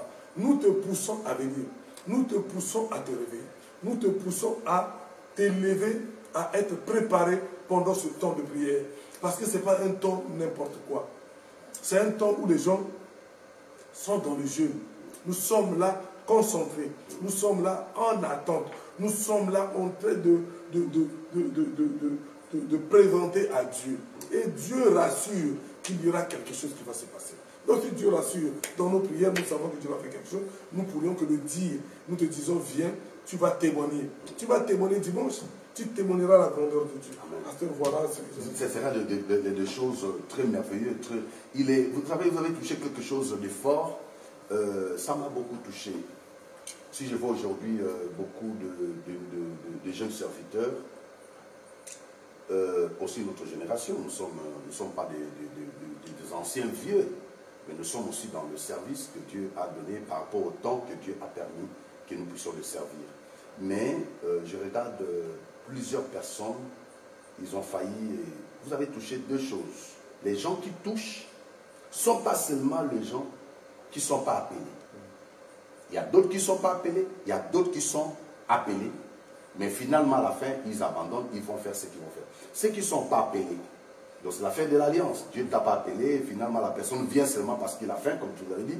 La personne dit, ah, parce que des gens comme ça, parce qu'il n'est pas appelé, les secousses, les combats, la souffrance, la personne ne peut pas payer le prix. C'est lui qui a appelé. Mais moi, ce que je vais dire aux jeunes serviteurs, tu dois avoir la référence que Dieu a déjà fait dans ta vie. Seulement. Parce que c'est quoi encore? C'est quelle tentation? C'est quel esprit? C'est quelle chose qui va te dire? Donc, comprendre que c'est grand Dieu, il est bon, il est grand, homme de Dieu. Moi, j'ai passé dans plusieurs conférences à Abidjan, dans plusieurs pays au Bénin, tout ça là, au Ghana.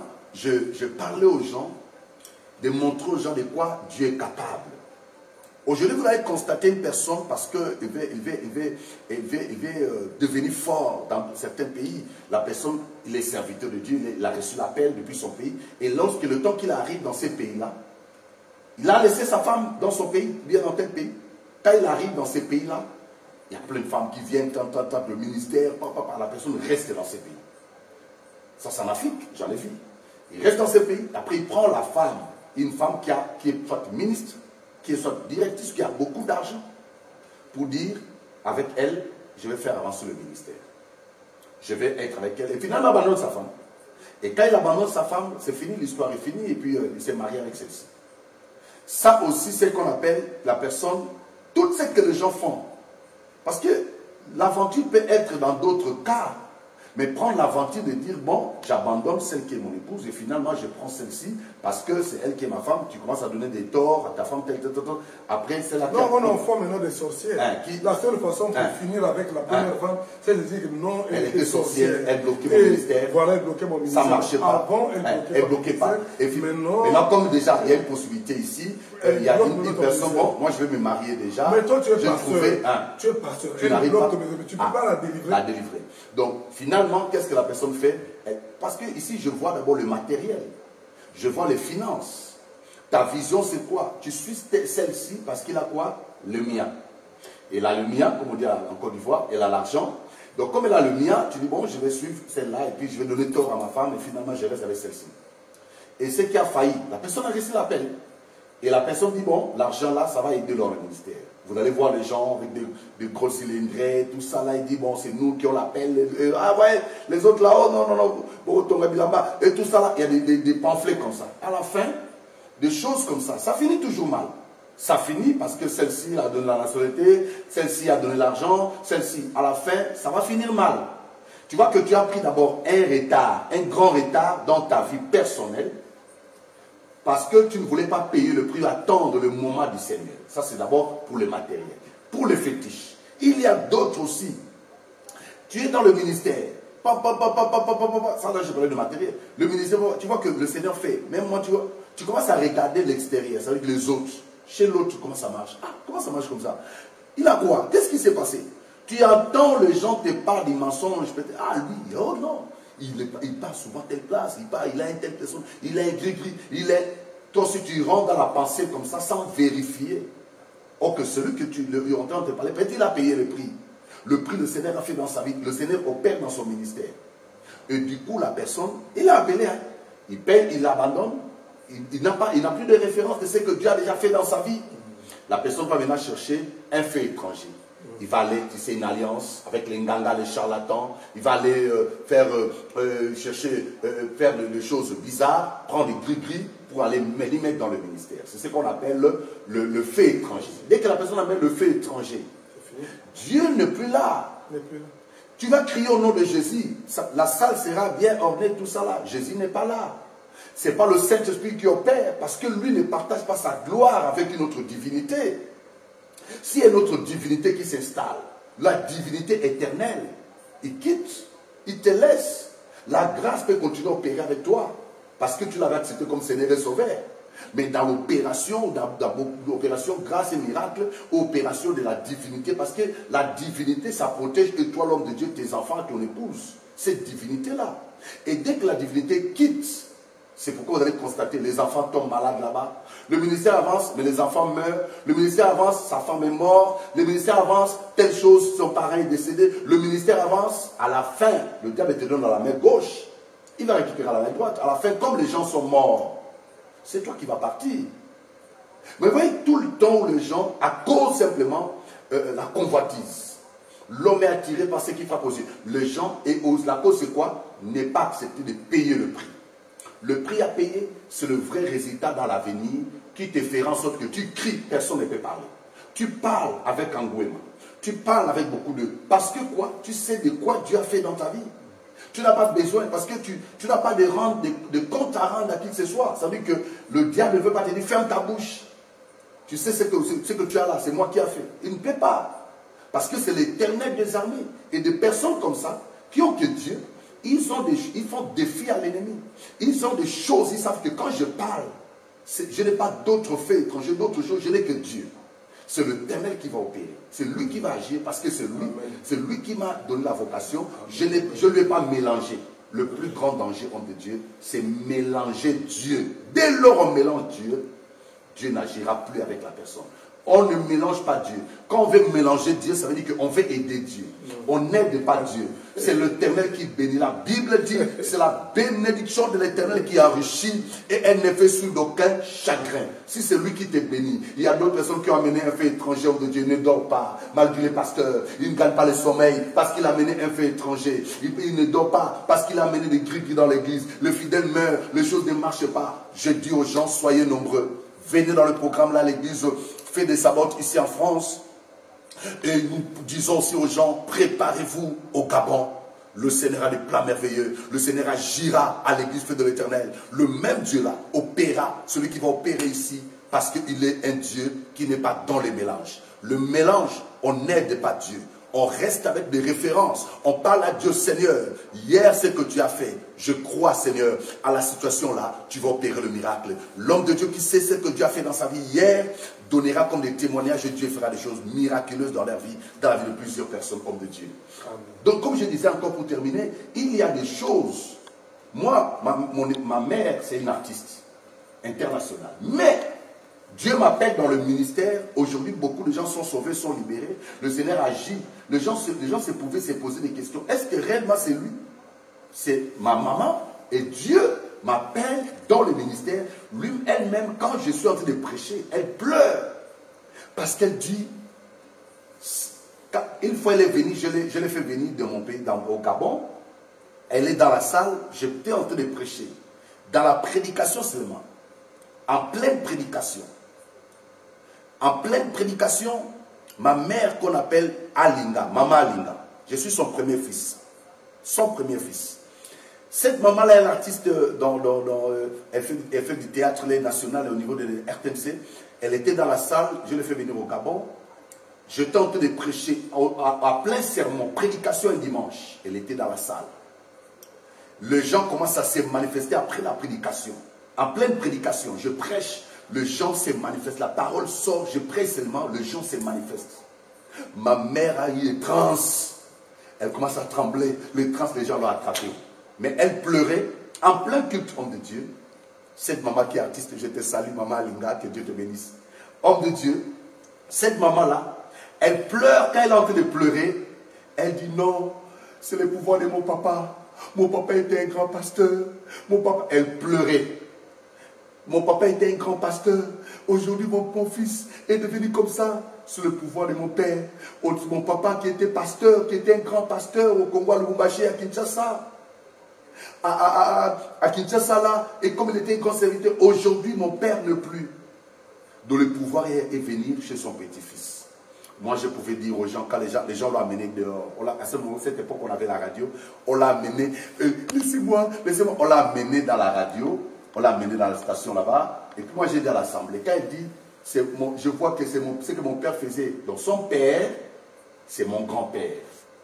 Le prix, l'hôtel que mon grand-père a payé pour le Seigneur permet en sorte que moi aujourd'hui, Dieu fait l'héritage là, ça continue. Comme Dieu c'est un Dieu d'alliance, il a fait alliance avec Abraham, cette alliance est décédée chez Jacob, cette alliance continue encore, et ça de génération en génération continue. Il est bon, il est merveilleux. Dieu est bon, Dieu est merveilleux. Dieu c'est un Dieu d'alliance. Et j'aimerais, on est presque à la fin, avant de pouvoir donner quelques... Je voudrais lire d'abord, avant de parler quelque chose que tu as énuméré. Je vais prendre Ésaïe 53, qui va être l'orientation de... Ésaïe 53, qui va être l'orientation d'aujourd'hui pour tous ceux qui... à partir du verset 4. La Bible dit, pourtant en vérité, c'est de nos maladies qui s'est chargé. Et ce sont nos souffrances qu'il a prises sur lui, alors que nous pensions que Dieu l'avait puni, frappé et humilié. Verset 5. Mais c'est pour nos péchés qu'il a été percé, c'est pour nos fautes qu'il a été brisé. Le chantier qui nous donne la paix est retombé sur lui. Et c'est par ses meurtrissures, c'est par ses blessures que nous sommes guéris. Amen. Moi, la seule chose que je te demande, toi qui prépares ce temps de prière, c'est de pouvoir lire, méditer, mémoriser ces deux versets. Donc ça va être les versets que tu as, toi qui es malade, toi qui as... Nous voulons que la nourriture, la guérison spirituelle aussi se passe à travers la parole. Commence à méditer, commence à lire, à mémoriser cela, à méditer cela. Nous nous préparons pour demain. Mais je voudrais quand même rebondir sur ce que tu disais au sujet de l'égarement, parce que c'est vraiment quelque chose qui me tient à cœur, les jeunes générations dans le ministère. C'est quelque chose qui me tient à cœur, parce que je me dis, si les gens, moi j'appelle un pasteur que je connais, qui dit, bon, je veux venir faire une conférence sur la guérison. Donc, on prépare les pasteurs, je viendrai, j'enseignerai sur la guérison biblique. Comment Dieu fait. Et le pasteur me dit, pasteur, je vais te rappeler. Il me rappelle, il dit, il faut que tu prépares 7 000 $ pour pouvoir faire, pour qu'on voie les pasteurs, comment ils vont venir, on va payer leur transport. Je dis, quoi? Je croyais que non, c'est eux qui, s'il fallait payer, c'est eux qui devaient me payer. Moi, je vais faire quelque chose pour que les gens ne soient pas en train de courir derrière. Il y a des réalités bibliques qui sont là, que chacun doit courir derrière. Donc, ça m'avait choqué. Ça m'avait choqué de voir que non, les gens, ils veulent... Moi, je dis, mais je n'ai pas envie de bâtir une église. Je vais apporter quelque chose, une conférence. Je croyais que c'est... Je peux louer la salle, je peux payer les perdièmes aux gens qui viennent. Ça, je ne peux pas faire. Arrête ça, on ne le fait pas. Et donc, c'est toujours un problème de vocation. On n'a pas envie. Nous, nous servons Dieu. Il est arrivé que nous, on n'a rien. On n'a rien. Mais personne ne verra faire la manche. Moi, j'appelle ça. Parce que quand je prie sur quelqu'un, que la personne est guérie, quel argent tu peux me donner vraiment par rapport à cette guérison? Donc, je ne peux pas être là à mendier. Je ne mendie personne. Je dois respecter le ministère. Ça, c'est très important. Je ne peux pas laisser ma femme prendre une autre femme pour qu'on me donne de l'argent. J'aurais fait. Il y a eu des choses comme ça là. Et avec ma femme, on riait. C'est quoi ça? Parce qu'on est tellement complices que je lui dis, tu vois ce qui se passe? Et elle rit, elle dit, ah, un tel, on dirait tout. On rit. Mais bien aimé, comment on peut sacrifier la femme du ministère? Et cette femme-là va pleurer tout le temps. Si la Bible dit, nous sommes un. Nous sommes un avec nos femmes. C'est-à-dire que donc, quand nous laissons l'ennemi séparé, nous cassons notre ministère nous-mêmes. Rien que par le manque de sérieux dans ce mariage-là, nous cassons le ministère. C'est nous qui détruisons le ministère. Faites attention à vous. Vous n'êtes pas n'importe qui, vous êtes des mises à part. Relisez très bien les livres de Lévitique. Vous allez voir qu'est-ce qui est demandé à l'homme de Dieu. Qu'est-ce qu'on lui refuse même. Parce que les femmes que tu sors avec, tu les maudis tout simplement. Et vous verrez, pasteur, toutes ces femmes-là qui sortent avec les pasteurs, ou les prêtres ou quoi, c'est des femmes qui ne se marient jamais. Vraiment. Elles deviennent comme ça. C'est fini ta vie. Toi, tu acceptes de sortir avec les pasteurs. Tu détruis ta propre vie, il ne va pas laisser sa femme pour toi. Donc c'est des choses vraiment qui sont très malheureuses, mais qui sont dans l'église, mais nous devrions vivre la sainteté, nous devons vraiment nous couper. Maintenant si tu l'as fait, réponds-toi. Réponds-toi. Dieu est Dieu d'amour. Dieu a pardonné David. David n'a pas seulement sorti avec la femme de l'autre, il a tué l'autre. Mais Dieu l'a pardonné. Donc Dieu est un Dieu d'amour. Jésus-Christ est mort pour nous. Réponds-toi, il ne le refait plus jamais. Ça c'est très important, ça c'est des conseils d'un aimé. Nous sommes là, ça fait longtemps que nous prêchons cette parole-là. Nous avons vu beaucoup de ministères être cassés rien que pour ça. On a vu des gens dans un niveau comme ça parce qu'ils auraient eu des femmes comme ça. On a vu, il y a des femmes qui viennent que pour tenter. Moi, je suis dans mon bureau, il y a des femmes qui viennent carrément me séduire. Je suis en train de prier sur la jeune femme. Elle est encore jeune. Mais je prie, elle subit, elle tombe, je crois qu'elle fait l'onction. Mais quand je prie sur elle, elle est en train de défaire les boutons de son pantalon. Vraiment. Après, je vois son pantalon ici. Je dis, mais toi là, pour son pantalon. Donc, c'est des choses comme ça. Et on a dit, non, on ne peut plus prier dans le bureau. À l'époque, j'étais à Guyane. Donc, on a tellement vu des choses. Et si tu te laisses savoir, mais elle est venue pour ça. Pourquoi elle est venue pour ça? Et ce sont des gens envoyés par le monde des ténèbres. Ce qui est vrai, il y a des femmes du ministère qu'on ne la remplace pas. Parce que c'est toujours important, parce que tout est lié. Mais ce n'est pas tout le monde qui a des femmes de ministère. Ce qui est vrai. Oui, les femmes du ministère, il y a des gens qui sont appelés, mais qui n'ont pas eu des femmes qui sont des femmes du ministère. Et tu vas voir que non, elle est là, c'est moi passé. L'argent c'est combien? C'est comme ça. Mais les femmes du ministère sont là dans la prière, sont là à aider les autres, sont là à faire le suivi, sont là à prier pour ton mari, sont là à voir ton mari, mais tu fais quoi? À diriger, à aider. Ça c'est la femme. Non, la femme ne peut pas rester les bras croisés. L'homme travaille dans l'œuvre de Dieu, la femme dit non, c'est toi qui as appelé. C'est clair. C'est dangereux. C'est toi qui as appelé. Est-ce que forcé, moi je dois aussi travailler pour le Seigneur? Est-ce que c'est fini? C'est fini. Des personnes comme ça, quand tu dis comme ça déjà, ça dit que vous n'avez pas la même vision dans le mariage.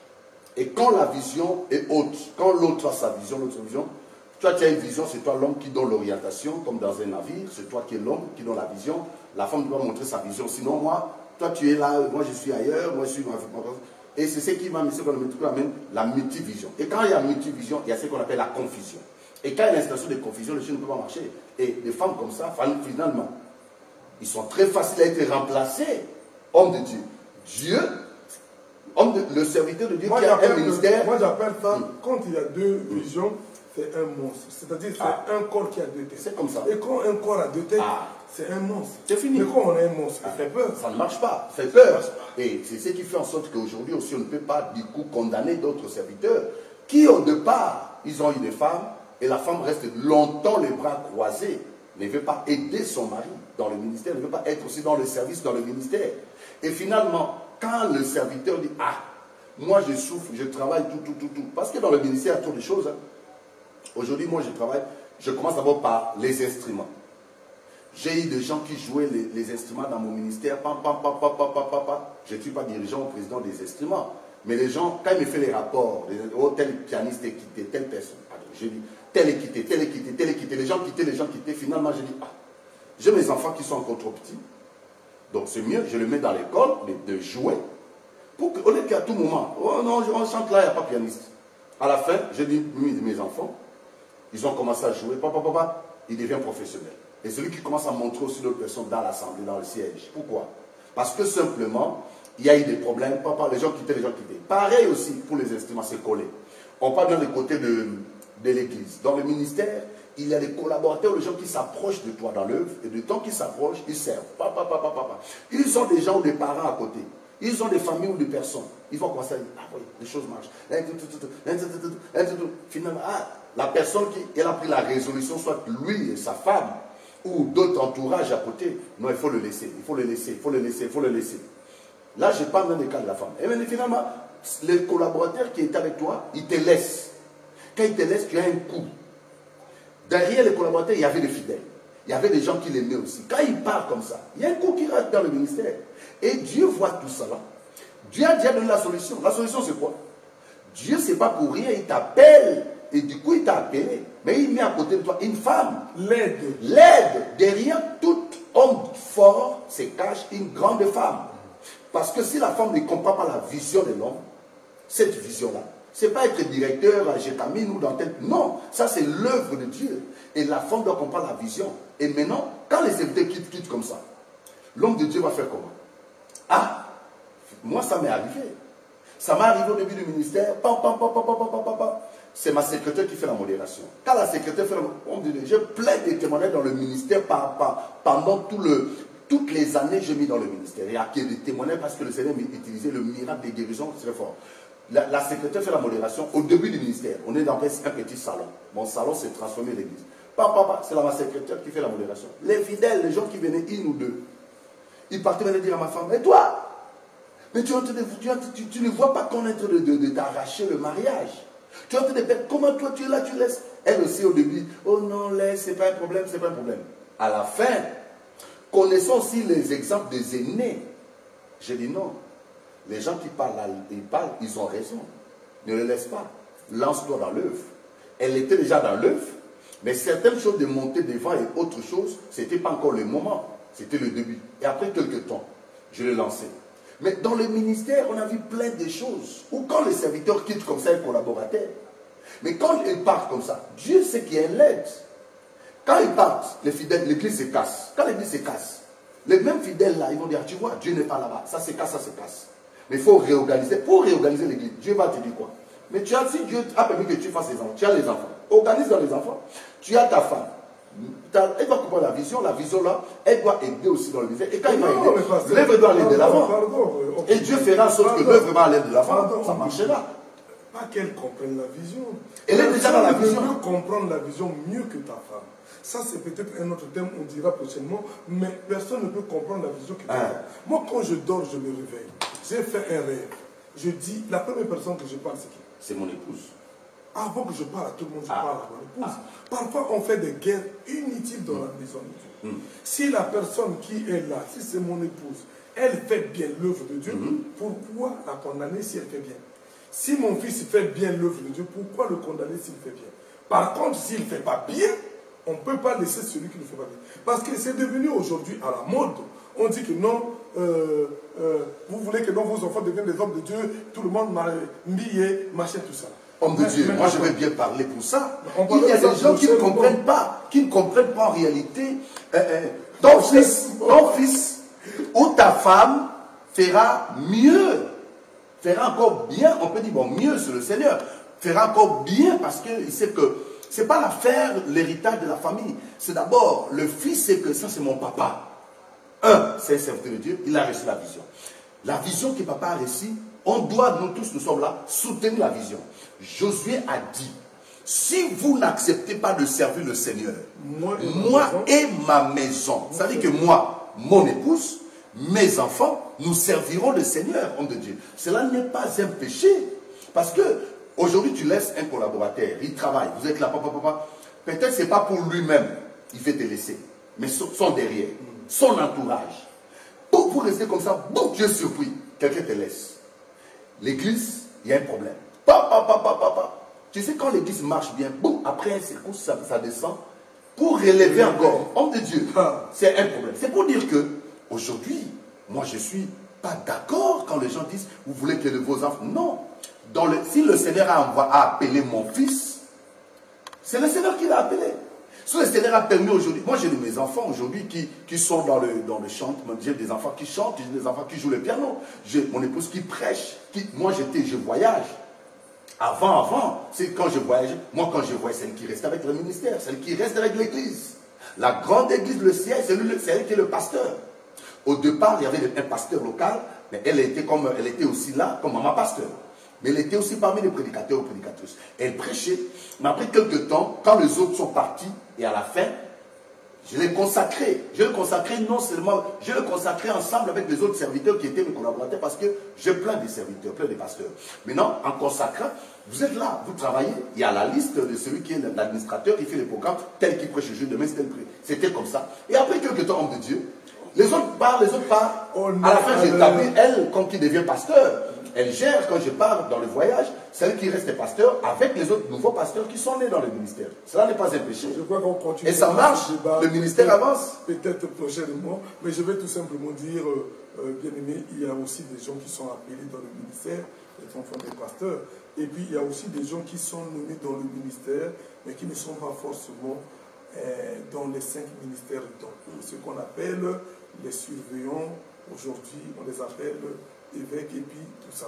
Mais ça, je parle dans le sens étymologique du mot évêque. Ça a évolué, ça a pris d'autres valeurs, mais dans le sens étymologique, quand Paul va mettre des églises, il prend des gens, comme il le dit dans 1 Timothée 3, des hommes qui sont intègres et mariés d'une seule femme, craignant Dieu, les enfants sont comme ça, il y avait des conditions, et ces gens-là qui prenaient la responsabilité de l'église. Donc, un enfant de pasteur qui craint Dieu, qui fait toutes ces choses-là, il est pareil qu'avec un frère aussi dans l'église qui fait la même chose. Donc il ne faut pas que ce soit quelque chose qui devienne une guerre, parce que je veux bien parler avec quelqu'un qui me dira si ce n'est pas biblique. Si tous ceux qui sont pasteurs, qui sont responsables dans l'église, sont forcément dans les 5 ministères. Ce n'est pas forcément ça. Mais on peut aussi être pasteur parce qu'on le désire. La Bible le dit dans le livre de 1 Timothée 3, si quelqu'un aspire à l'œuvre, c'est-à-dire la personne veut on verra. Maintenant, si la personne a un ministère qui permet qu'il puisse avoir dans les 5 ministères, on lui donnera 5 ministères, mais ça ne veut pas seulement non plus dire, si tu es mon fils, tu vas prendre le relais forcément du ministère. C'est pas ça, mais ça ne veut pas non plus dire que non, celui qui est mon fils ne peut pas prendre aussi le relais.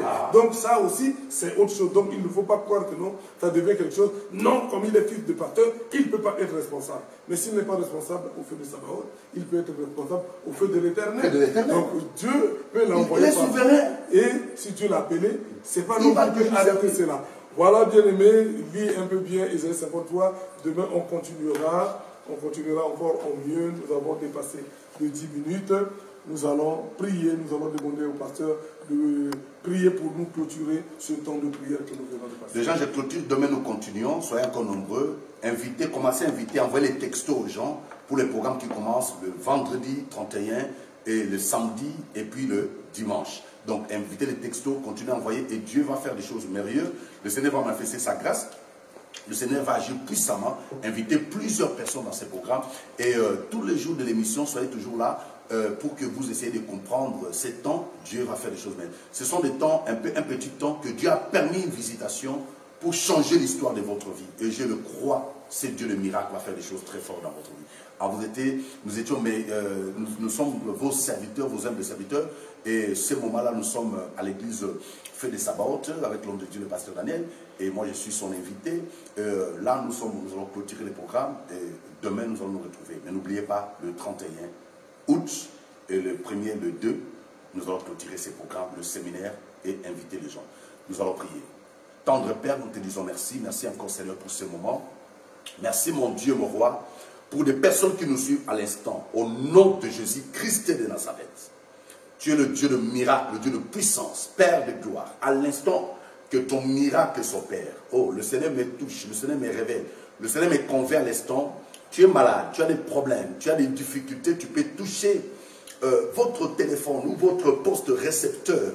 Je crois que c'est Dieu le miracle. Je crois que c'est Dieu qui va faire le miracle dans votre vie. Touchez votre téléphone, ou même, faites même le toucher, même si votre table ou si votre poste récepteur, le miracle va s'opérer. Il est Dieu qui ne change pas. Tendre Père, merci au Dieu pour la révélation. Je recommande mon frère, ma soeur entre tes mains. Je détruis la puissance de la maladie. Je brise la force maléfique. Je proclame la guérison miracle, la faveur, la bénédiction, l'ouverture. Le porte qui était fermée, cela s'ouvre. La prospérité, la grandeur, la joie dans ton cœur. Seigneur, étends ta main dans sa vie. Merci pour ce que tu as fait. Merci pour ton amour. Au nom de Jésus, nous avons prié. Amen. Shalom, shalom. À demain, que Dieu vous bénisse grandement. Soyez bénis, bien-aimés. Vraiment, merci de nous recevoir ce jour. Et nous vous disons, nous vous aimons beaucoup et que nous allons nous retrouver demain encore. Et n'oubliez pas, vendredi, préparez votre programme, bien-aimés. À 17h30, nous commençons l'adoration. Ça va être très puissant. Ça va être quelque chose de bien. Ciao, ciao. À demain. Soyez bénis. À la même heure.